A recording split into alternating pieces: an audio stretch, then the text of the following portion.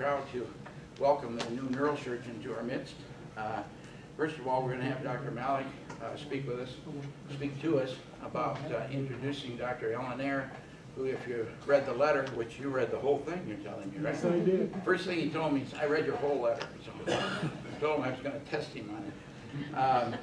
But she has been in fellowship with Dr. Barbaro, who Lynn, by the way, has had sinus infection, will not be with us tonight.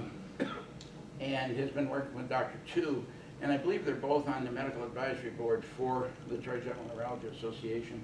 If you're not familiar with it, it's our international organization in Gainesville, Florida, which has been around 22 years. So we're, for the new people, kind of an offshoot to that. Do we have any new people here tonight that haven't been here before? All right. And who has the TN?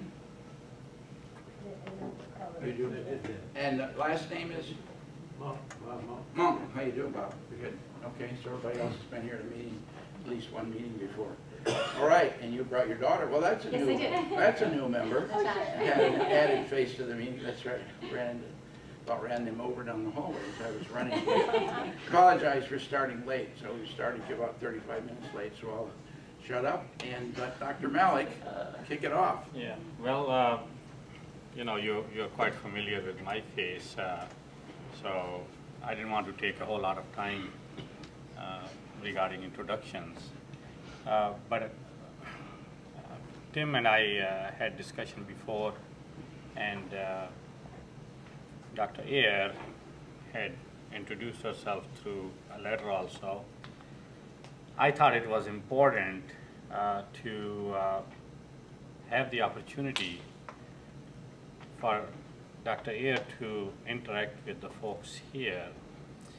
They have been listening to many of us who participate in the treatment of trigeminal neuralgia, some related facial pain, and we have discussed many of the standard procedures that we do from a surgical standpoint. And I know, looking at the agendas and so forth, medical management as well as some support from oral surgery, dentistry, and so forth.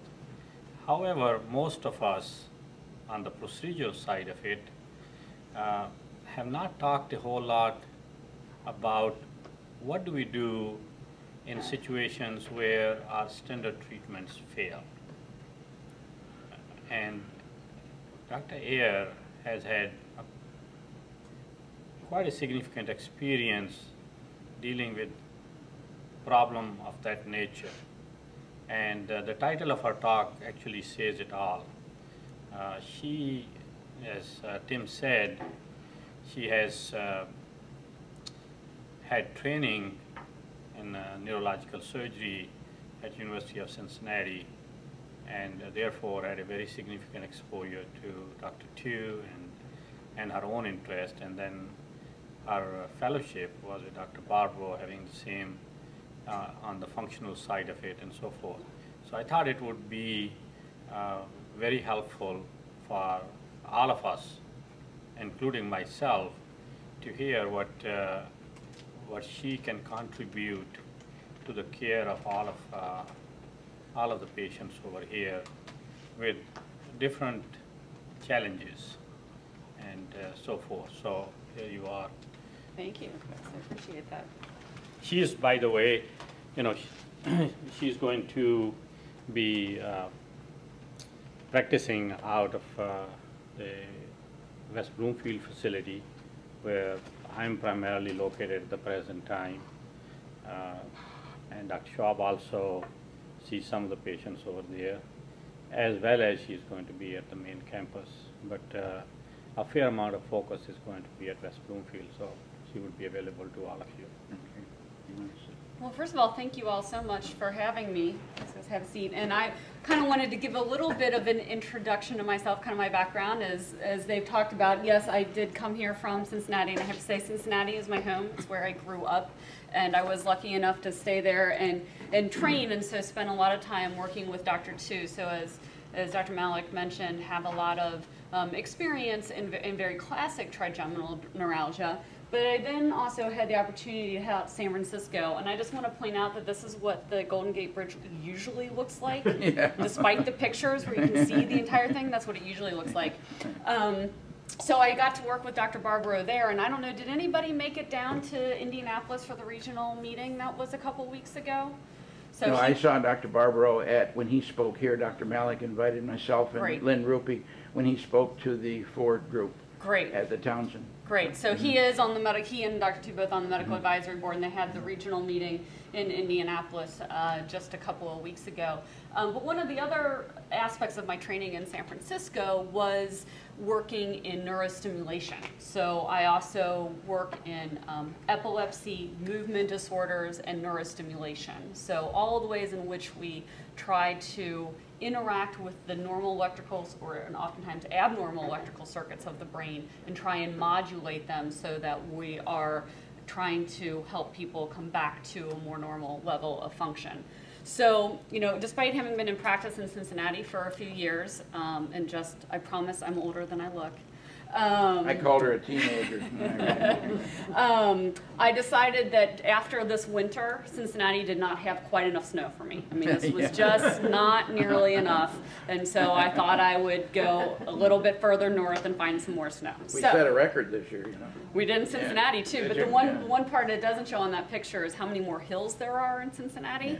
Right. Yeah, that's a little hard. I Yeah. almost was To going through drive. with crampons. So, so I just, that was a little bit by way of introduction, but then want to kind of focus now on facial pain and my approach to treating facial pain. For me, successful treatment really has to sit on a solid, firm base of understanding what is going on with an individual patient. And that means a strong collaboration between the patient and the physician. It means utilizing the expertise of specialists in other areas who can also help contribute to understanding what's going on.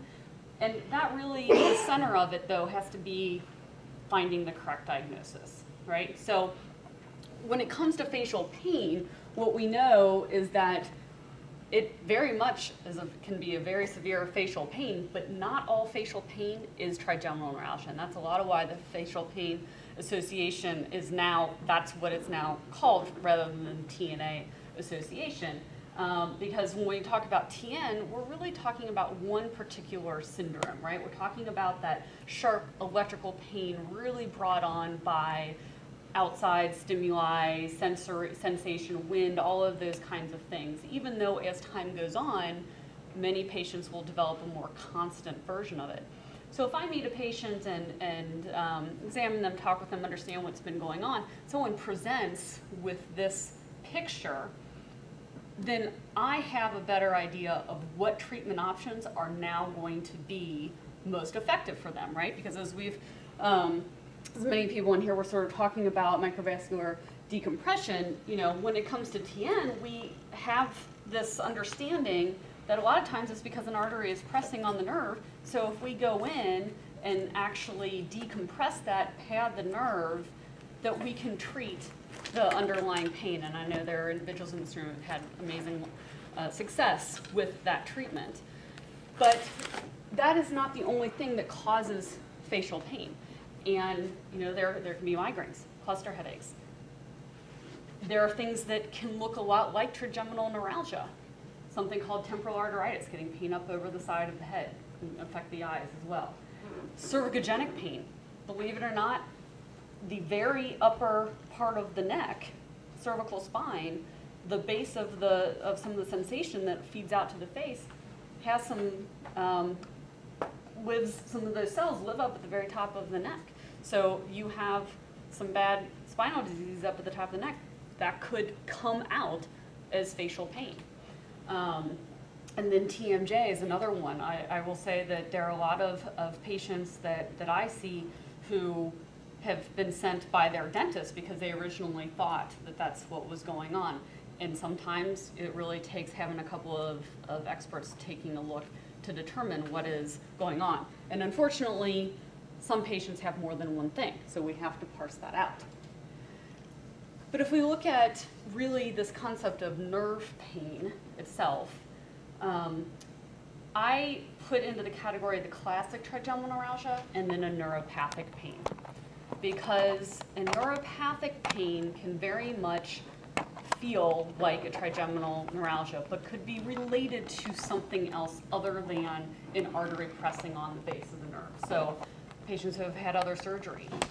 Unfortunately, depending on what kinds of procedures, somebody may have even started out with a classic TN and had a very successful procedure, maybe not an MBD, maybe something to try and burn the nerve or to compress the nerve, and later on they develop pain because of the damage to the nerve. Could be from other kinds of surgery. Sometimes you just never know. The same procedure can be done in 100 patients, and one random patient will end up with a pain from just the normal process of that surgery coming across different nerves. So fractures, I've seen a patient in a car accident who had trigeminal neuralgia, looked like classic trigeminal pain because the base of their skull had a crack in it. Infections, sinus infections, and multiple sclerosis is the one that we certainly think about before we talk about potentially surgery, because we know that some patients can get trigeminal neuralgia in the setting of multiple sclerosis and it doesn't respond the same. So these can affect the trigeminal nerve or branches of it, but these can also affect other nerves in the head and neck. So not all of the sensation from here up is trigeminal nerve. There are other nerves in there that we have to take a look at. So Can I interrupt you for Yes. just a minute? I apologize. Okay. So talking about this concept of neuropathic pain is probably one of the more common things that I see in somebody who's coming to me for pain that just isn't responding, hasn't gone away with what we would expect with medical treatments or everything, but has been told that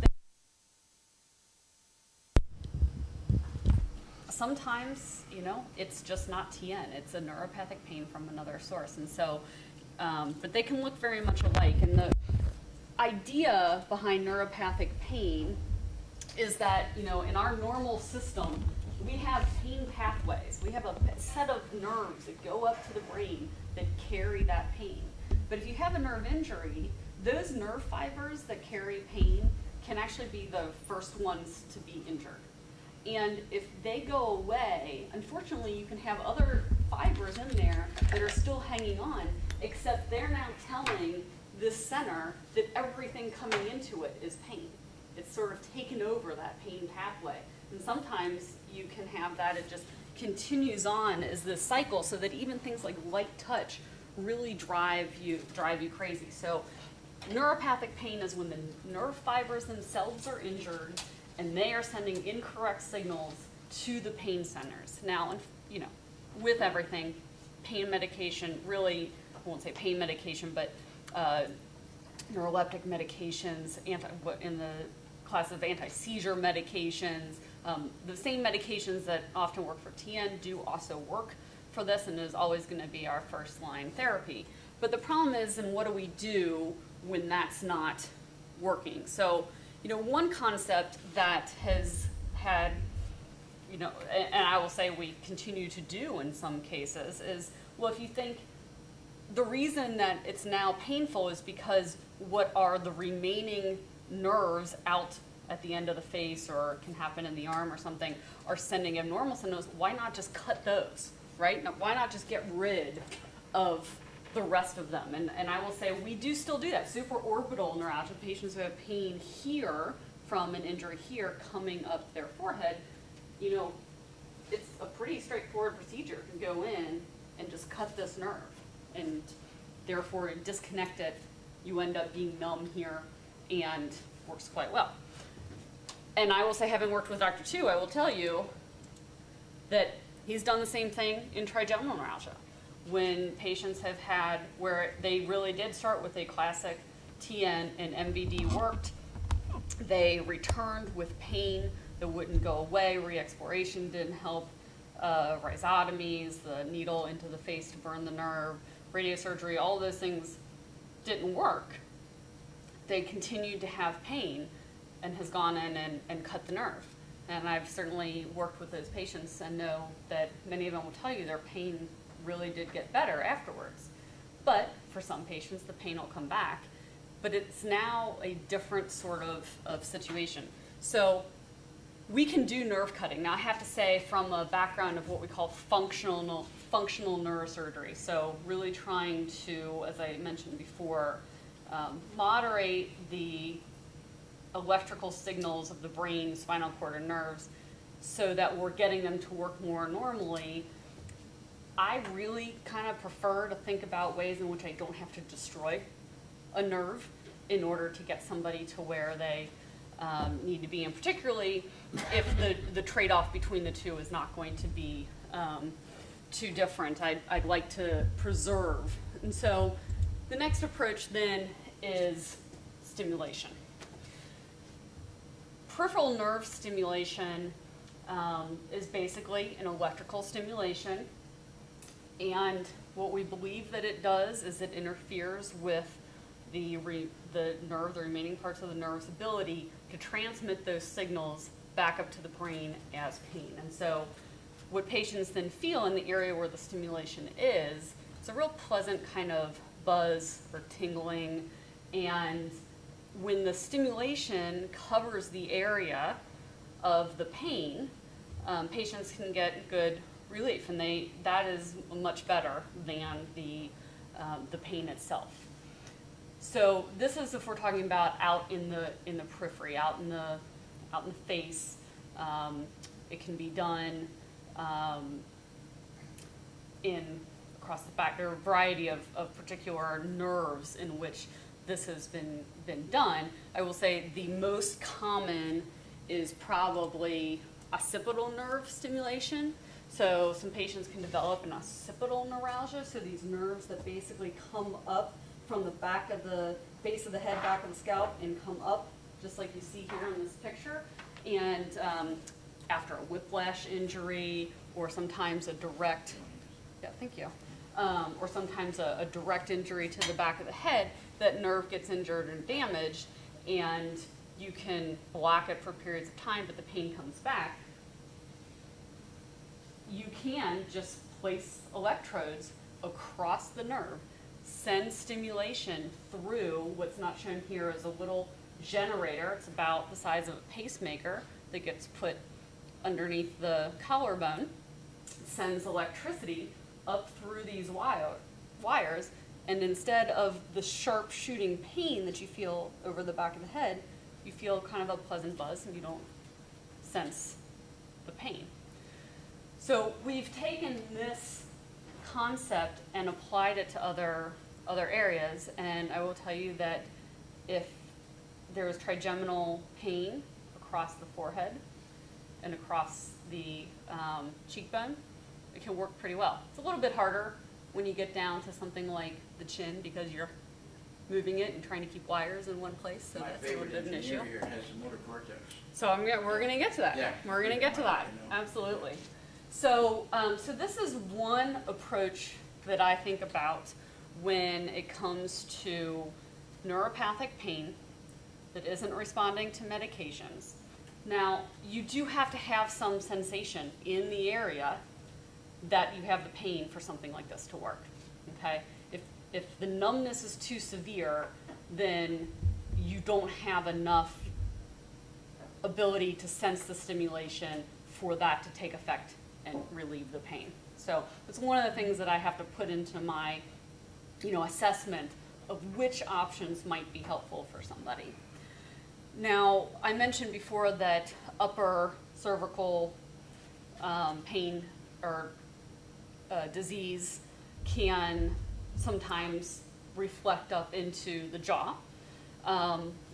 Even when that isn't present, there is an option potentially of doing kind of a similar process of putting an electrode right up at the very top on the surface of the membrane that covers the spinal cord to be able to provide stimulation and pain relief out around the base of the neck and the chin.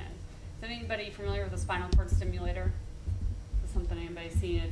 It's become very, very useful in chronic low back, leg pain, sometimes even in chronic arm pain, patients who have had back fusions, have had disc herniations where they just continue to have really severe pain. Same concept, neuropathic pain that does not go away. And the concept here then is we make a little window in the bone underneath that covers the spine and put an electrode and provide the same sort of stimulation. So this is probably not quite as common in terms of utilization for facial pain, but it's an option and it's something that has to be put on the list consideration. But then we have to, like I mentioned, we have to think about whether or not you have enough sensation, enough nerve function that there is nerve there in the periphery to stimulate, and versus whether or not the pain syndrome has become one that's centralized, right? That those pathways get so sensitive that your brain interprets any input into it as pain, regardless.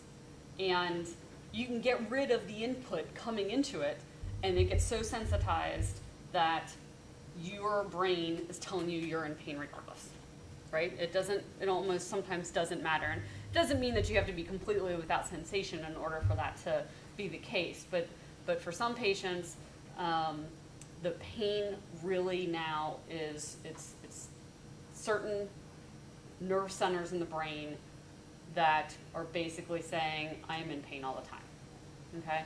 So when we get to that situation, we have to completely change our focus, because trying to do a variety of things out here under the skin or even back of the spinal cord, they aren't going to do anything anymore. And so this is where I think about motor cortex stimulation coming into play, and can be just a godsend for patients in a variety of situations. So motor cortex stimulation is that instead of putting the electrodes across a peripheral nerve that's, say, laying underneath the skin, or across the back of the spinal cord underneath the bone, that you actually are putting the electrode over a particular part of the brain. So we have to be able to find the part of the brain that is primarily responsible for the movement of the face.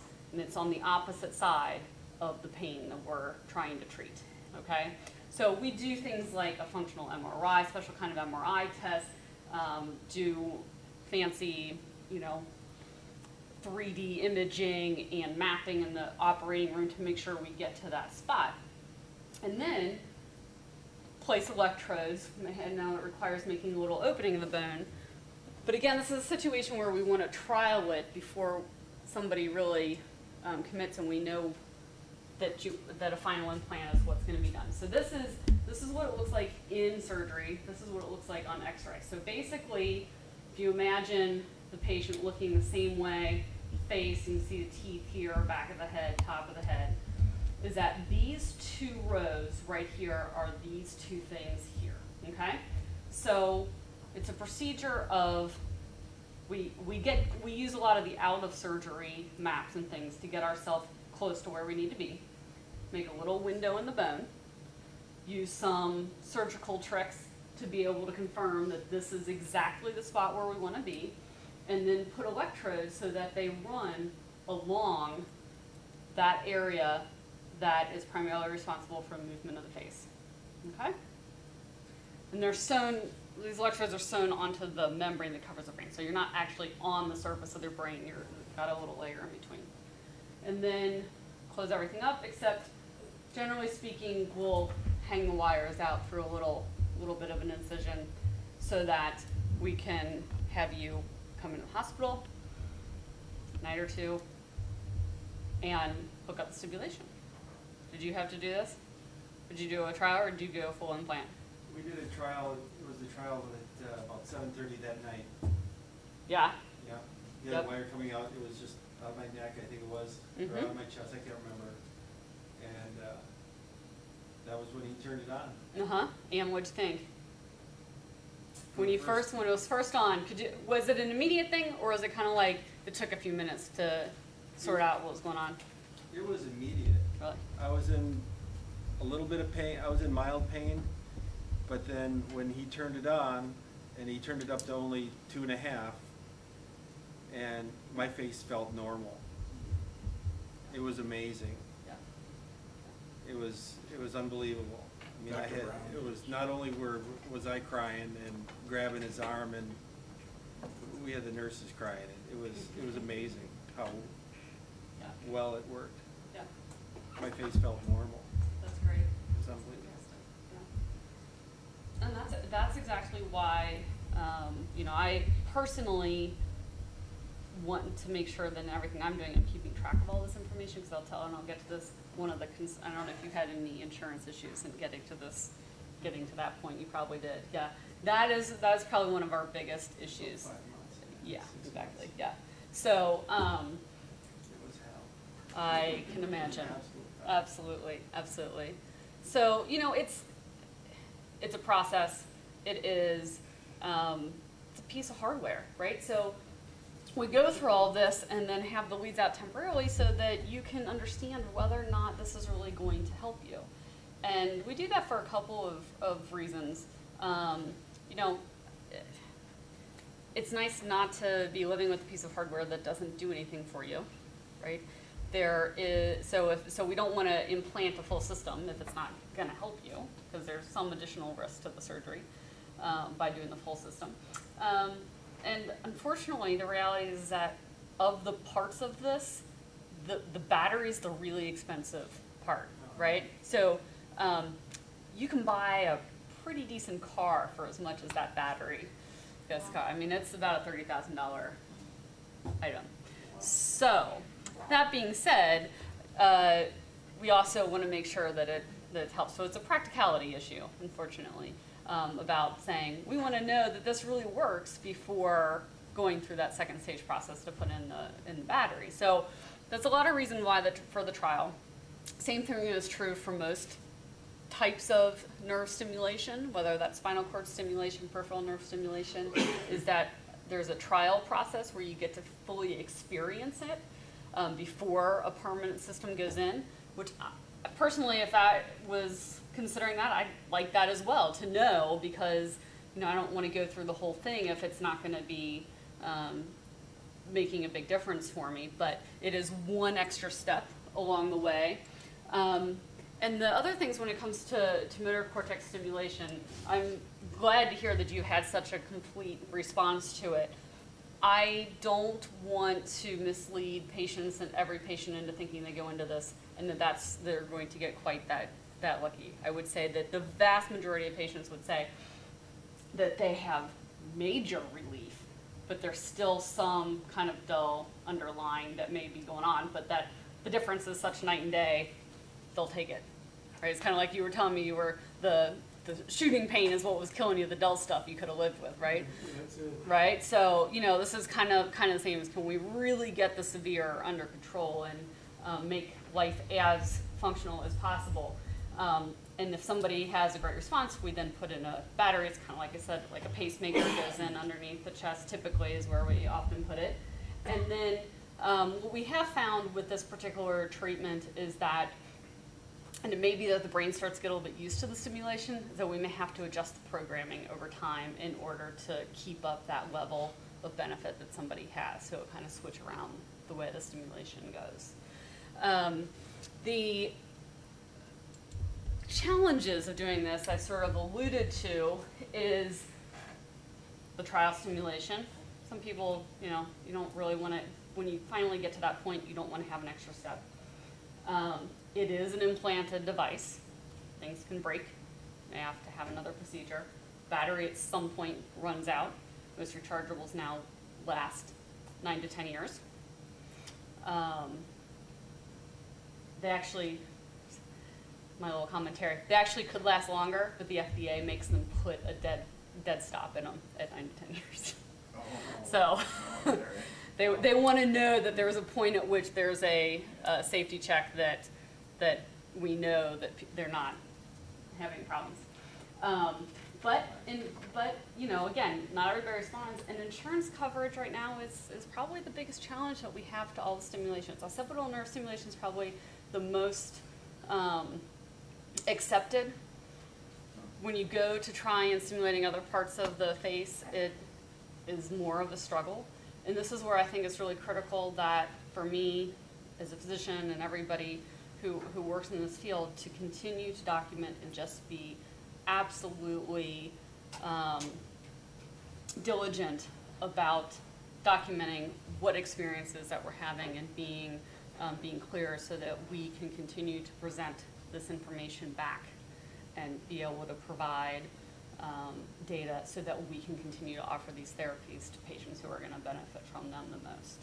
You know, the other reason being is that we can certainly fool ourselves at times, right, that something has been really wonderful, and then until you have a lot of data to understand who, if anyone, it helps, you know, we could be doing something, and this is just true for everything, we could be doing things that aren't helpful, and I don't want to be doing that either. So, but I think that we have enough data at this point to indicate that we should be continuing to go forward with these therapies and really gathering the data to convince, unfortunately, insurance companies, everybody else, that this is, for the right patient, something that's going to make a big difference. Aaron So, had another challenge. I don't know if you want Yeah, after the first year, at one of the incision sites, I developed a sore.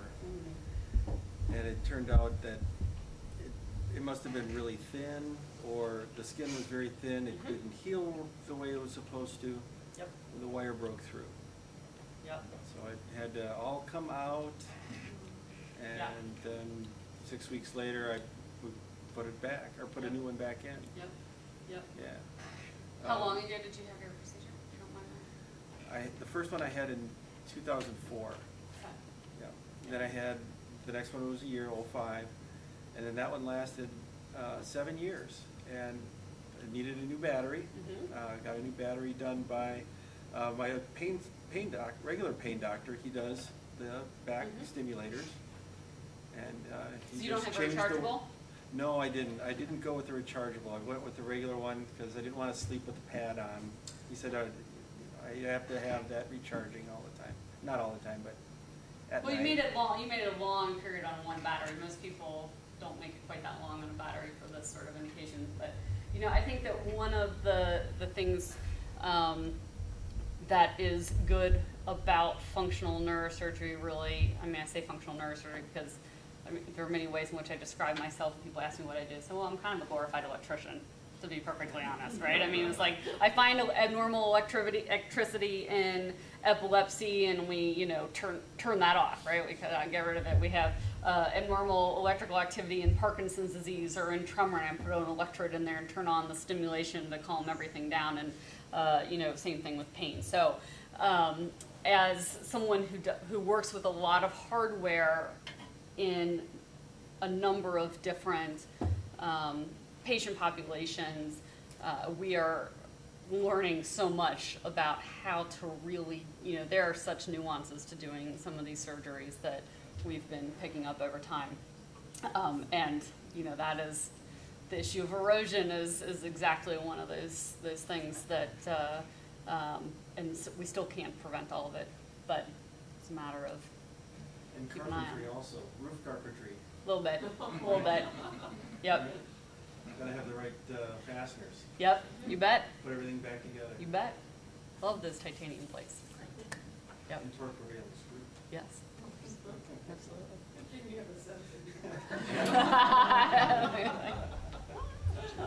What part is titanium? The whole Oh, I thing. don't know. The part. So the plates and screws that he's talking about, the bone, the little Fixable. circle of bone actually comes off and gets put back into place, and we use little titanium plates and screws to hold it back to the rest of the skull. That's what Dr. Malik has put in right about here. Yes. Very. Yes. 4 or 5. Yeah. Yep. Yep. Titanium and screws. Yeah, Yep, sounds that, familiar. exactly, yep. And parts of the device themselves. The device actually contains more than just titanium. It has several different metals in it, so, but it does have titanium in it as well, so, anyway. Love that titanium. So, yeah, so that was really what I kind of a very broad overview. It's kind of hard to say this is exactly what I would do in a situation because it is very much an individual, trying to understand, as I started out saying, you know, understanding what's going on with you as an individual so that I can figure out what version, which treatment is really going to be the best. And, you know, I've been fortunate to have been trained and now to be working with excellent neurosurgeons such as Dr. Malik to continue and further my knowledge and skills. And I just have to say thank you all very much for having me here, because for leaving home, I have been very quickly made to feel at home here. It's been great. My wife was born and raised in Cincinnati. It's a good I city. didn't realize you were, It's a good city. You mentioned something about Parkinson's disease. We have a friend who has severe Parkinson's. I mean, really Yeah. severe shaking. Mm-hmm. Do you have a card? Because I would give her the card and I sure did. suggest that perhaps she contact you. Absolutely. Absolutely. Yes. Do you Pardon also me? do the deep, excuse me, deep brain stimulation? Yes. Yes. Trade number of their, the indications for deep brain stimulation is growing. Not all of them have been approved at this point. Tremor, Parkinson's disease are the ones that have been probably the most common and longest standing. There's another disease called dystonia that deep brain stimulation can be very helpful for, but is not as common, and it's recently been approved for incredibly severe obsessive compulsive disorder. It's being studied in depression, it's being studied in epilepsy, pain, number of different approaches. So, great. More questions? Questions? John, do you have one? Yeah, Dr. Malik, you said at one time, I know Beaumont was doing a lot of research in, you know, stimulation, electrostimulation. Is that what West Bloomfield's doing too? Well, we have the person who was doing quite a bit here kind of moved out, but we had one, and now we have two people who specialize in Dr. Schwab? Dr. Schwab. and- Dr. Schwab and is spoken Dr. to the group. Are you doing the neocortex stuff or? No, I don't, but that's why she's here. I don't know of anybody at Beaumont that is doing this, I don't is know. there? No. No, I didn't think there was. It was just being kind. Because I thought just Michigan was doing it, or Jeffrey Brown when he was up there. Yeah, He's out in New east York, now. actually.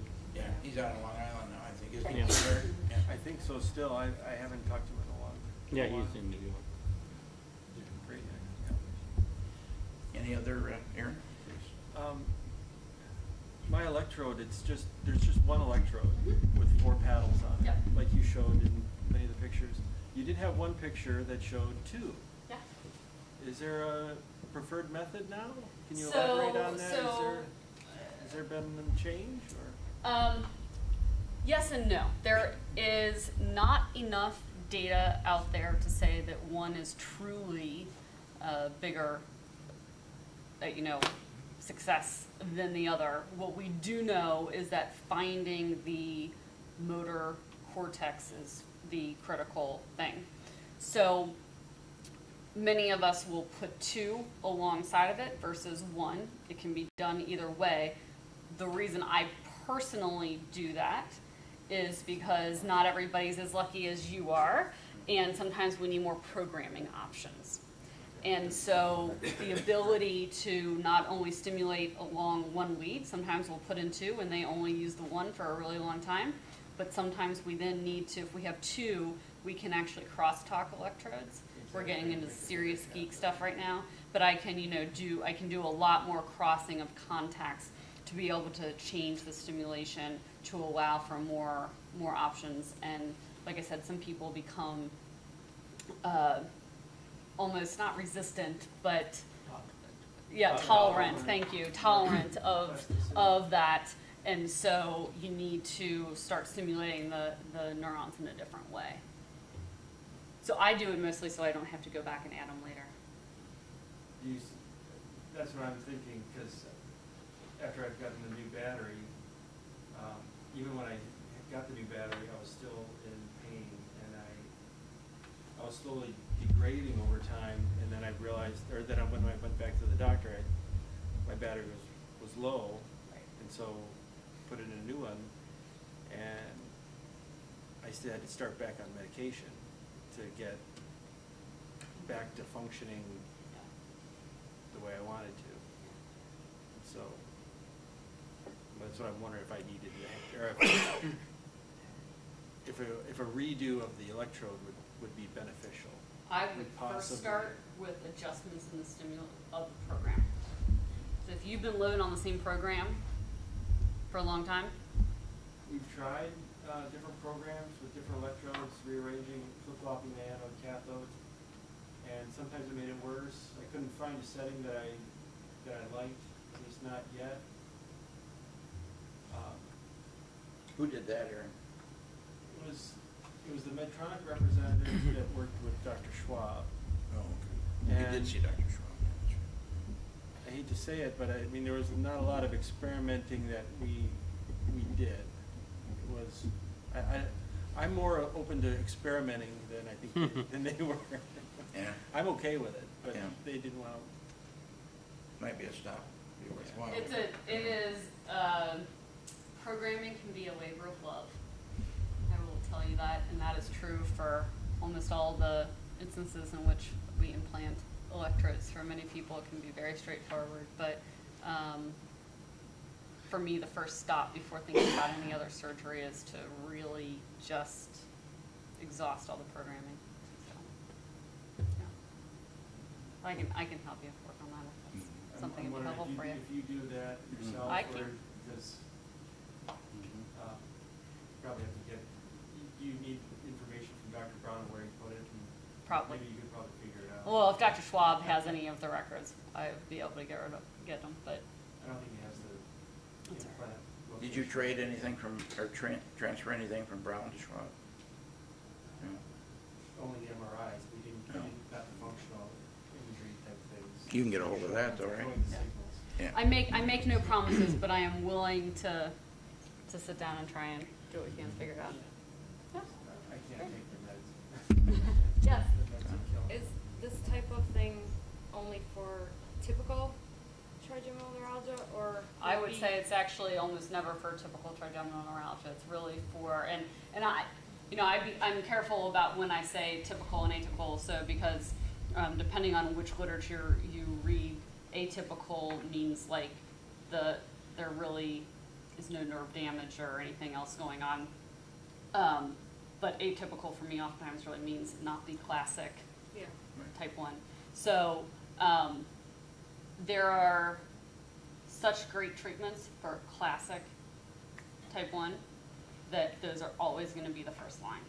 Now, you can move from that situation, particularly depending on which treatments you've had. If you've had any destructive procedures like a rhizotomy or a balloon or glycerol procedure or even radiosurgery, where you develop some of these neuropathic types of pain out of what was originally, and so that is generally when I think about it, but for a classic trigeminal neuralgia, it's not going to be the top of the list. Yours is more atypical right now, yeah. Yeah. Might be worth a But I start. think the most critical thing that Dr. Ayers said, and I've often said, it is truly understanding and establishing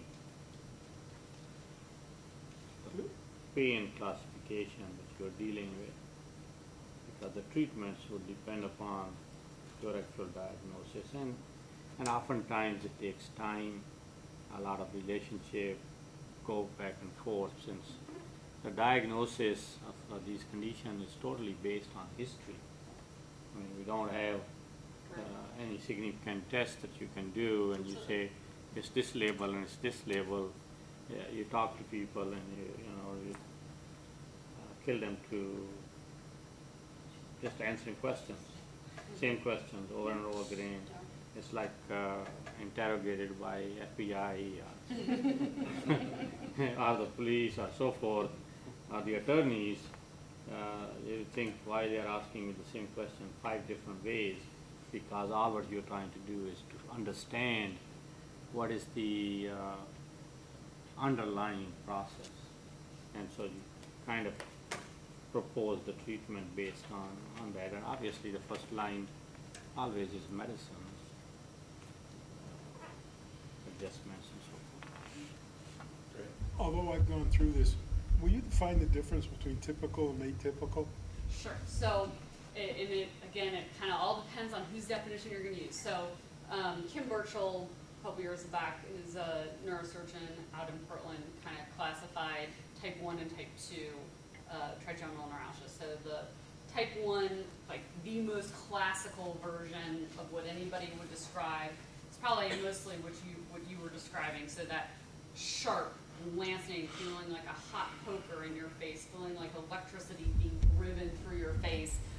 Most commonly, it happens along this area here. Second most commonly is here or both, and then occasionally can be up over the top, stimulated by things like chewing, eating, wind, cold, hot, changes of temperature, so sensory input causing this pain to come back, and typically associated with a blood vessel pressing on the nerve. And pain-free in between those spells. Right, and pain-free in between those spells, thank you. The type 2, a lot of patients, not a lot, there are a number of patients who move from the type 1 to a type 2 where they have both, and they have sort of a chronic level of low-grade chronic pain in that same area, and then have these sharp things that happen on top of it. So my level of considering something outside of those two categories and then calling it atypical is when they've never had only the sharp pain without the chronic underlying pain at the same time. The more where I start thinking about other types of neuropathic pain, other facial pains, headache syndromes, is when they have more of a chronic component that's been there the entire time. And has different qualities. Sometimes they're in a different distribution, so it's not, the pain is not in a place that I know that the trigeminal nerve provides sensation. That would be another indication. And so, we have to think about where it is, what the quality of the pain is, what brings the pain on. And so those are the two classics, and then there's... Mine just kind of evolved. Right, and that is not uncommon. It's not everybody evolves to that, but it's I hear that a lot. Now, the one thing, again, I'm kind of treading a little bit lightly about this term atypical, because I tend to call lots of things atypical because I'm trying to distinguish them from trigeminal neuralgia. But if you're looking in the literature, be careful, because some will call atypical or psychogenic. So it is also another brain disease. Your brain is interpreting with the signals it is getting as pain in the face, even if there isn't a physical structural reason or neurochemical reason for you to have that pain. So that can be called an atypical, but what they mean is there's no physical or neurochemical reason why you have that pain and your brain's still interpreting it, or psychogenic is the other word for that. So still a very true disorder, but be careful if you see atypical, understand whether or not they're talking about structural other disease reasons why there's pain or whether there isn't. We have Dr. Burchell's 7 categories in our literature pack here, and Yeah. he's relatively new to the group. We've discussed it. Well, we leave it on the agenda every time, and I think it's the second to the last, where we talk typical, atypical, plus the 7 different categories developed by Burchell. Yeah, and if you go on the Oregon Health Sciences University website, Dr. Burchell has a questionnaire that you can actually go onto and answer a bunch of questions, and it kind of helps guide you into a lot of the questions that we would ask in office, help guide you to what kind of pain you have. I will caution you, and I know known him for a while, and as I'm sure Dr. Malik has as well, that the answer that comes out at the end of this is, are these surgical, it's like type 1, type 2, they'll very nicely highlight if you don't fit into that. The list of what options there are that Dr. Burchell would not necessarily find a reason for surgery for are all kind of lumped together. So he describes them better in his paper. But yeah. Now, it's been a challenge for TNA to get all the neurosurgeons, obviously, in the country to agree to those 7 categories. Yeah, and I think Ken's done a very good job of getting that Well, at getting least out splitting there. out MS and Correct. you know, Yeah. Yeah, no, he's done a very good job of that, and actually, Dr. Barbaro and him have written papers together about that. right. I think Barbara said it to me, he didn't agree with Yeah. all 70. That's No, right. right. Yeah. It is really hard to get Yeah. like even five neurosurgeons in a room Right, to all agree with right. one another. So that's Don't not we new. know it? That's No, not new. we've been very fortunate here. You know, you asked the question, why didn't people go to the Indianapolis conference? Mhm. I think in general, our group here, we feel that we have the best neurosurgeons that we could have in the country, Right. with about 4, I can name 4 or Right. 5 in the area, and they've all spoken to our group. Right. And so my personal opinion, having been to 3 or 4 other conferences, I don't think they learn anything more there. In fact, they might even be misled in some cases toward too much surgery, rather than all of ours here, except for maybe one, recommend the medication first, and then before you jump right into surgery in one count. I would say I'm not as some speaking for you, but Yeah, about not- you. as the group evolves, as Mm-hmm. TNA, FPA, all this sort of evolves. The one thing that they are starting to offer more of, and if you have individuals coming into your group that I throw this out for, where you're really not experiencing a lot of that classic TN, they are broadening quite a bit their resources for those situations. So something that will be a resource to the group. They accept me now. 18 years ago, when they called me the morphine warrior, because TNA was, it was major surgery or nothing, you know. Yeah, And right. so I was really the first one with Claire Patterson that found that opiates were an excellent alternate for atypical, Yeah. in my case. And at least there were there's a number of people around the country and even overseas. I got a lady in South Africa, now you were there, that's on opiates. And, anybody else? You know, there's one person in this room when I said, are there any new people here, that didn't raise their hand. And I looked at her and I said, I know her, but I don't know why she didn't raise her hand. And because it's Dr. Malik's beautiful assistant, Tony. If anybody has heard about Tony, I had to look at you, Tony, and I thought, why isn't that lady raising her hand when I asked for new members? For some reason, without your gown on, I just couldn't place you. But wherever we're over there for my latest injections, we try to stop and say it. And Kathy would brag about Tony. Oh, absolutely. Every time Absolutely. she was here. Her and her daughter have had a lot of experience, and we appreciate all you do for our members and for Dr. Malik, obviously. Yeah. Anyway, sorry to interrupt. I had to. No, that was nice because Yeah, you too as well, right? Yeah. Oh yeah. she was great. Yeah. Young lady, you have a. I think I have a different problem than most people in here. I had a wisdom tooth extracted 52 years ago, and I'm still suffering severe burning in my tongue, in my lip, and my chin.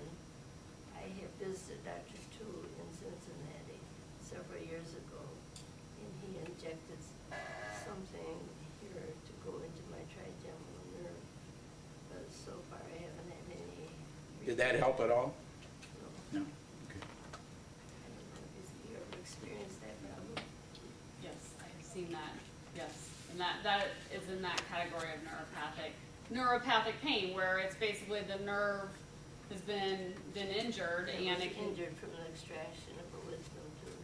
which, again, I know I've had this happen, I've seen it happen in neurosurgery. We've done a procedure thousands of times, and you cut through, you make the exact same incision, you do the exact same thing every single time, and a patient ends up experiencing really bad nerve pain related to the incision that you can't predict.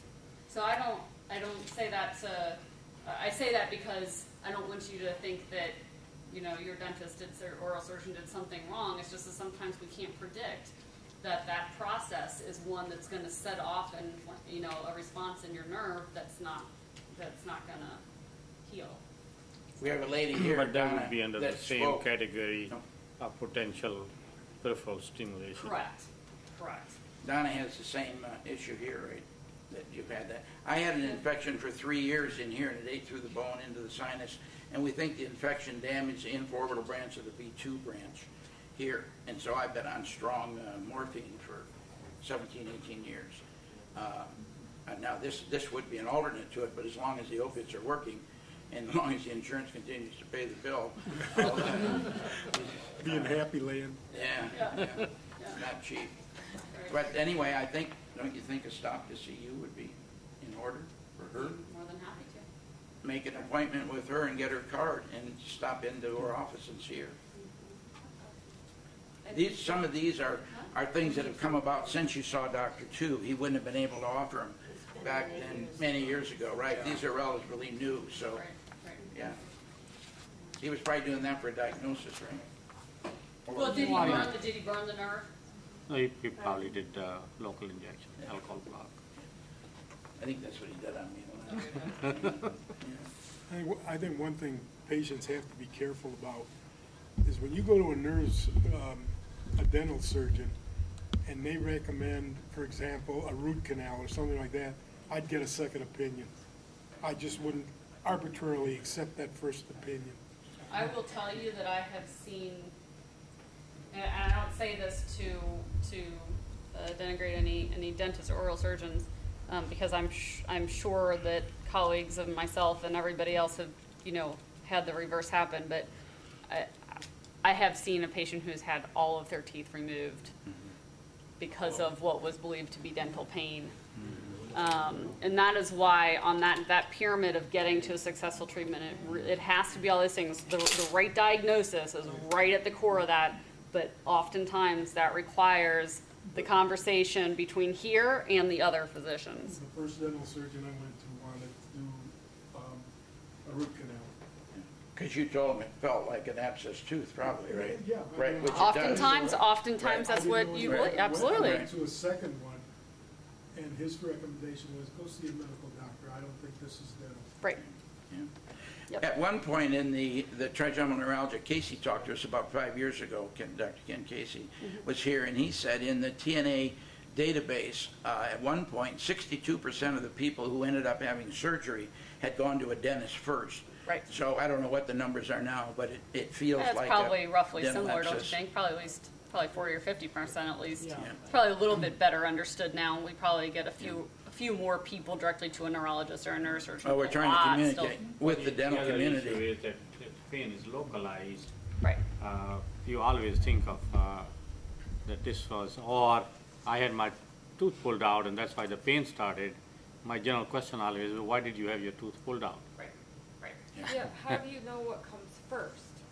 Like, Well, you don't, but if you started with pain and the tooth was normal, then it is more likely to be not related to the tooth.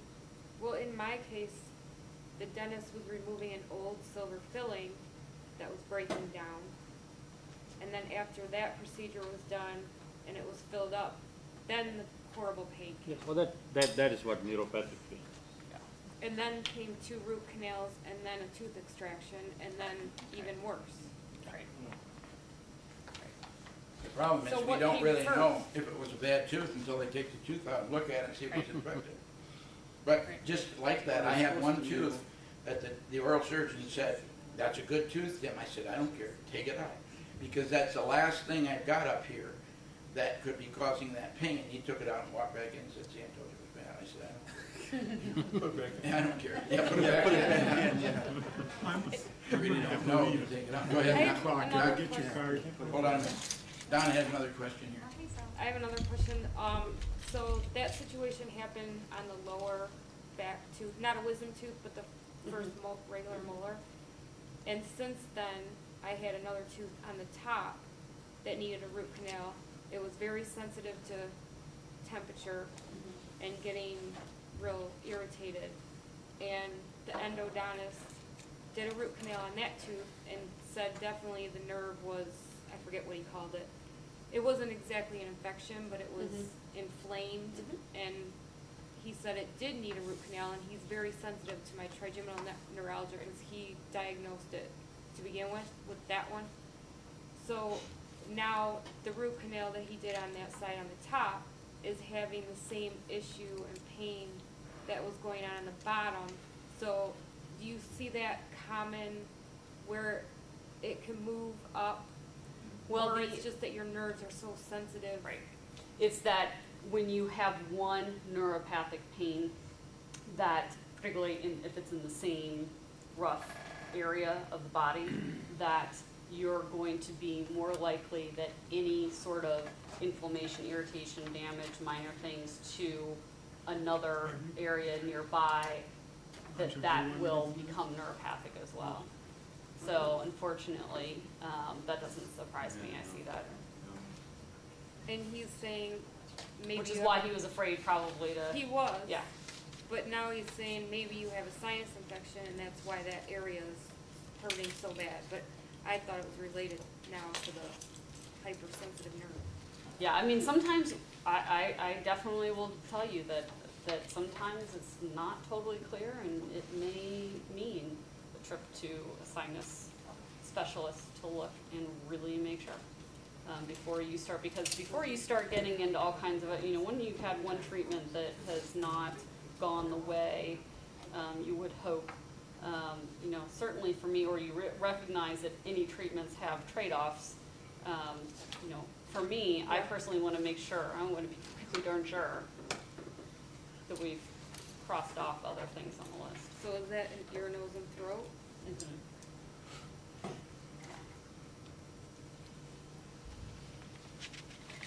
Anything else? Any other questions? Thank you, Dr. Aaron. Dr. Malik.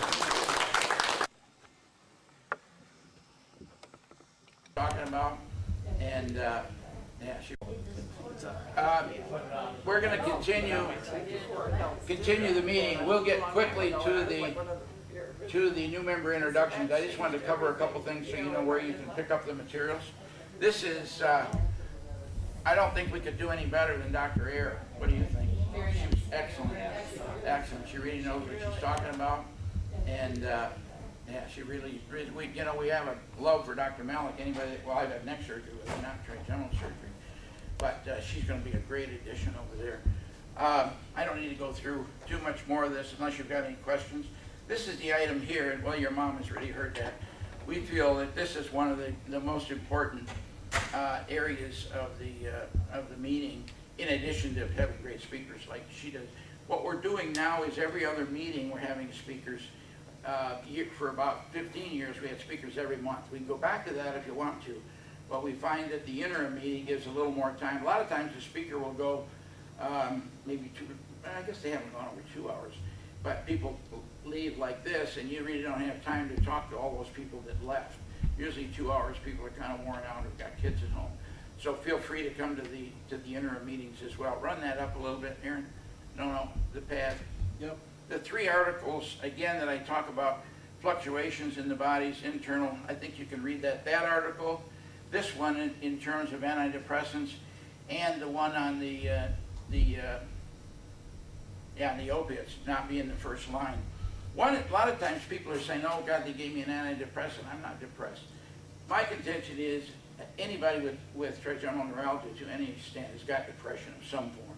But in addition to that, even if you argue and you don't have it, they still find that antidepressants do more than treat, just like it says there. They find that it helps chronic pain as well. That's not everybody, but I don't think there's any downside to really taking an antidepressant because, like I say, my feeling is, in running the group 18 years, I think you get people really down, hold them down in the corner and beat on them. You finally get them to agree that, yeah, they've got some form of depression. We're still in a society that doesn't want to admit that. But, you know, 40 years ago I dealt with it with my dad, and it was bad then, and unfortunately it's not as bad as it was back then, 50 years ago maybe. But it's still bad, but it really can help the pain. This is a new one out, Zohydro. Again, the article is over there on the table. I don't think there's anybody here that would apply to. Is there anybody here taking opiates other than myself? You're taking Norco though. Then. Have you seen your doctor yet on that discussion 20th. about when? The 20th. 20th, okay. That's a new one out, and there's a lot of objections. I happened to see Sanjay Gupta talking about it on CNN, and then I dug into it a little more and found that article.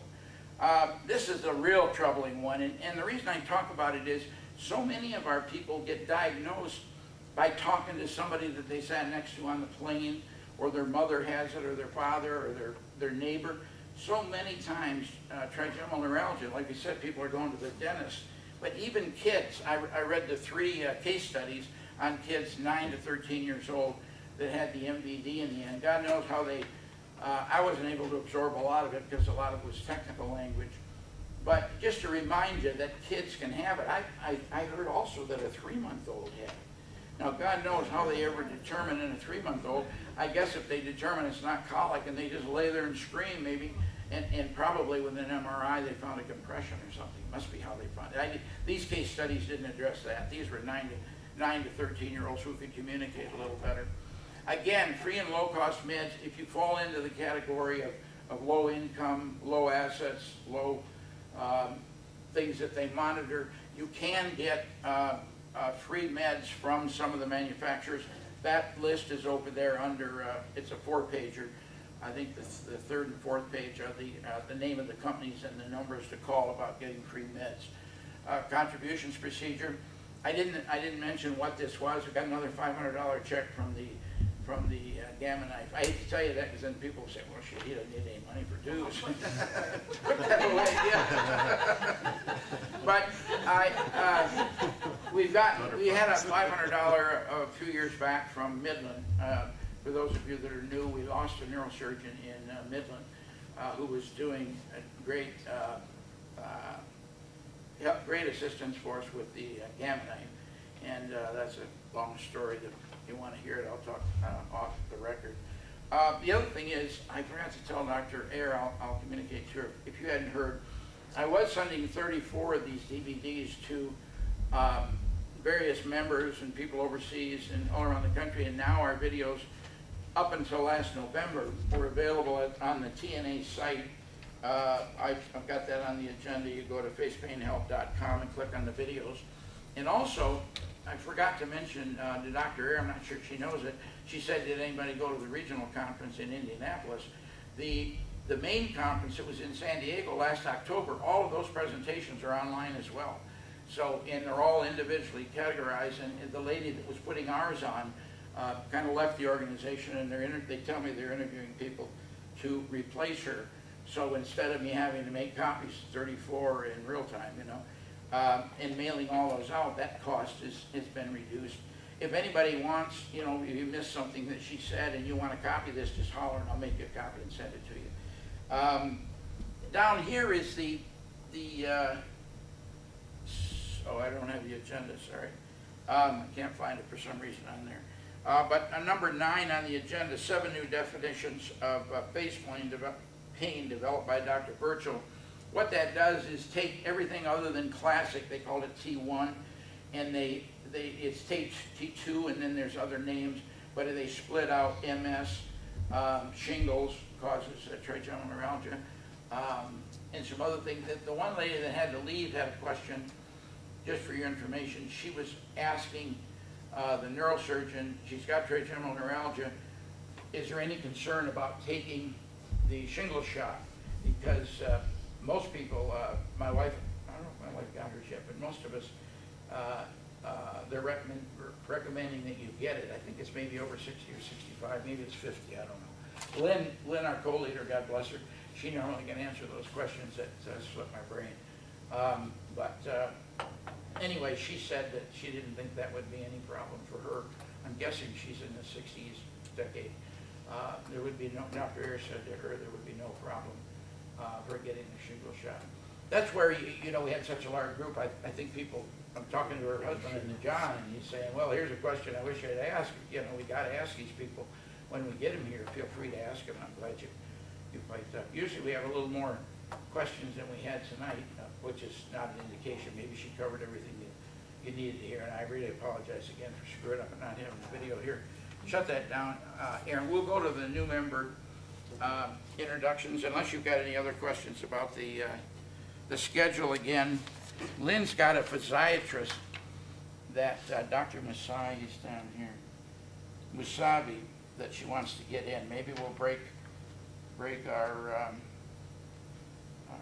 brain's not working, our schedule and drop him in June, or we'll put him in probably in September and bounce Dennis again. For the life of me, I can't get neurologists to come. Is that off? Shut that off until we get to new member introductions. We're into the new member introductions. Do you want to your face, Manuela? Manuela, thank you.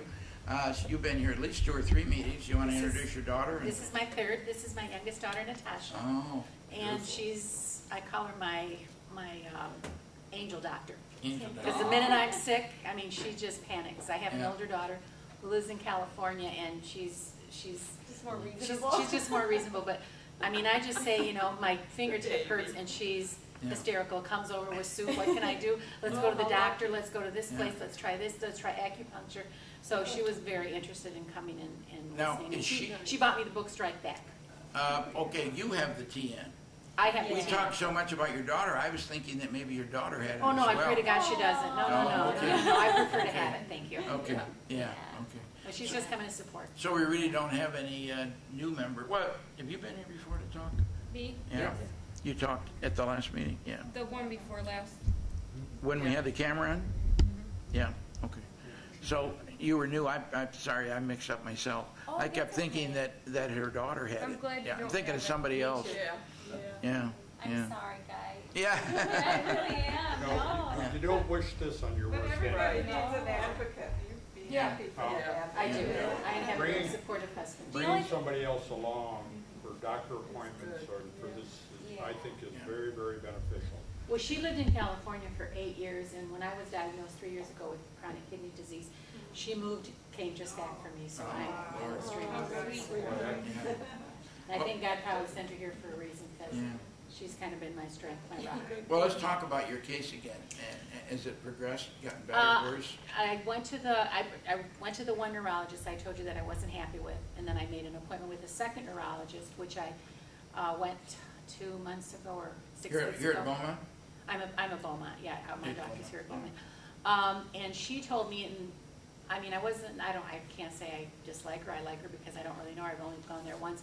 But the one thing that I did like about her, that she was very concerned about my kidney issue, which the other doctor really didn't give it any importance. Relative to taking the medications. Right. Yeah. And so she explained to me that the gabapentin goes through the kidney, where the tegretol goes through the liver. So I have scheduled for blood work next week, because I have to see her on June 10th, I believe it is.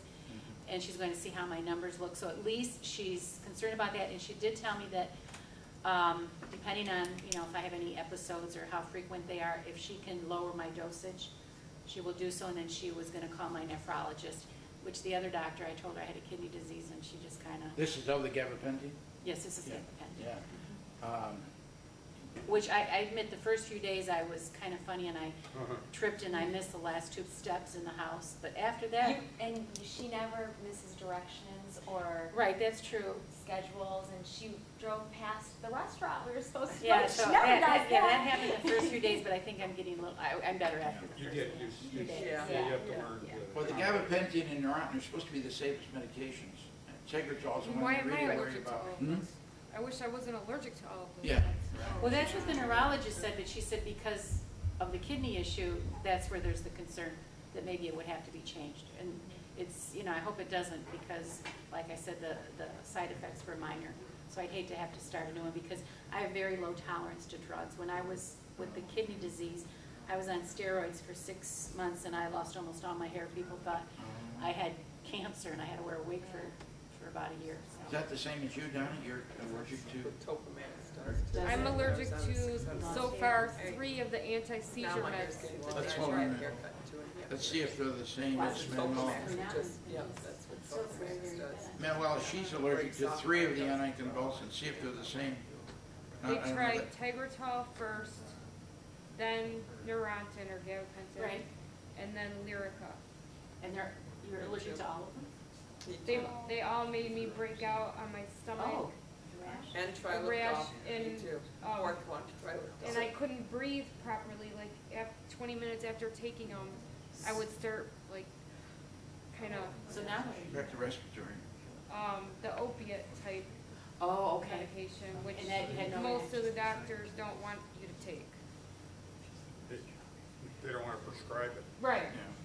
Well, she's And it's taking the only Nor- thing I'm Though not- I'm on Topomax, so because I was allergic to all those, and Topomax is not in the same family as all those. So that's one that if you Oh. ever get in trouble, you can, You might Okay. try that. Yeah, maybe I need to try that one. yeah. But It's your an symptoms again, anti-seizure, but- your symptoms again, explain to them, see if they're the same as menthol. I don't think they're the same. 'Cause No, mine she's are, got that. mine's more constant. I have burning pain in my front teeth and like throbbing, boring, aching pain down like there. The electric fed. The gentleman from Lansing. Right. It's probably from tooth removal, right? Yeah, Teeth mine It removal. seems like you had a lot of problems with your teeth. You didn't have teeth removed because yours, did you? No, knock on wood, I have very good teeth. I've only had one filling and one root canal. But it my just whole life. arrived, I mean, it Oh. just came out of the blue?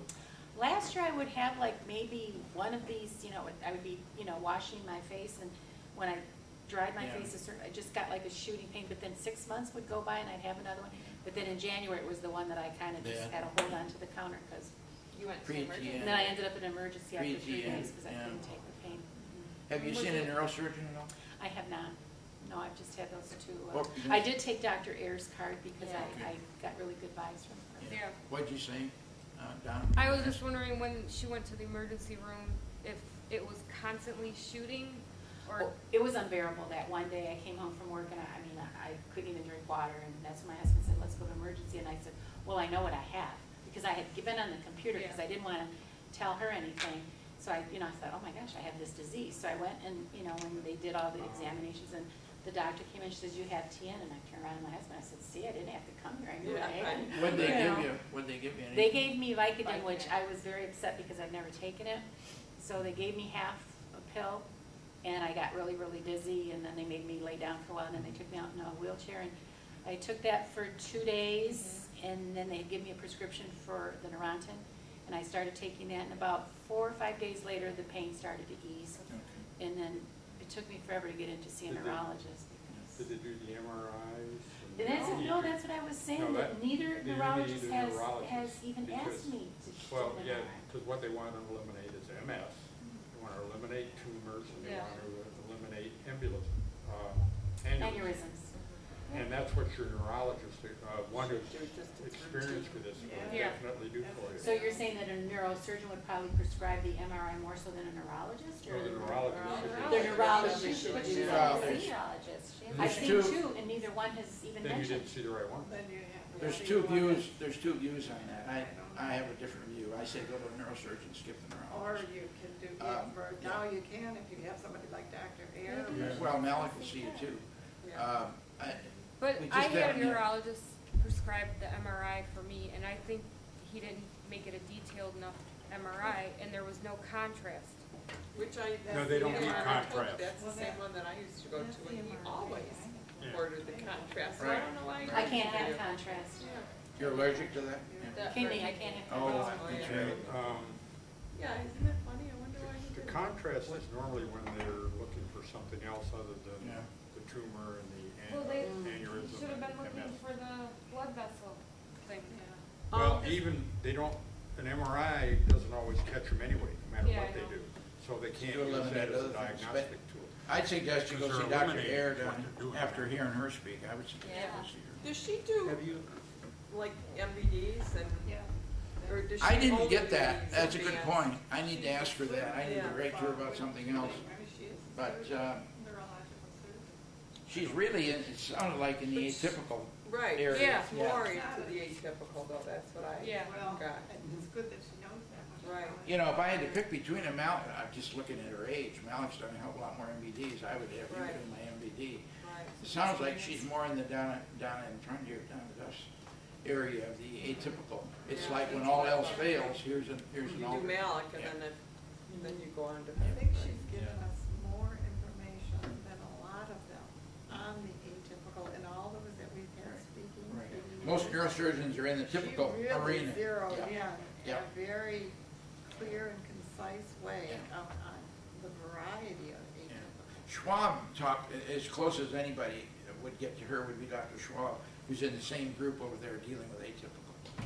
For the, We haven't had him. yeah, you missed the presentation, I think. Yeah, he's talked 2 or 3 times here. the last time he talked more about the atypical and the stimulators and things like Well, that. and the one, I cannot pronounce his name, the one from down, is it? Guith. GMC, Yeah, that's- yeah, Yeah, they do it as well. right. Yeah. When you went to the emergency room, there was something that was, it was termed like a cocktail for when somebody with the lightning strike TN can't stand it anymore and they go into the emergency room. There's a, There there's is a card there back is here a- on it. There's a card back here that talks about when you go to the emergency room. I'll have to Well, pull it out, yeah. There's a cocktail that is supposed to work think- well for I think it's got for Dilaudid in TN. it. I can't remember what it Yeah. was. If you could, do you remember what that is? I think it's Dilaudid. I didn't Dilaudid. remember it as a cocktail. I know a lot of people get Dilaudid. And the patch, it was what's in there? Different. That's fentanyl. Yeah, the fentanyl patch, I thought that they give you So if it too. gets to that point. If it ever gets to that point, you can tell them, this is what works, and use that, and then it'll bring you out of it. Yeah. Let me, anyway, are there any other questions that anybody, since I'm the only one that needs to get home to see American No, Idol? let's go see, let's go see. Run, Jim, run. Yeah, Thank you very much. Thank yeah, you. thanks for coming, Thank guys. you.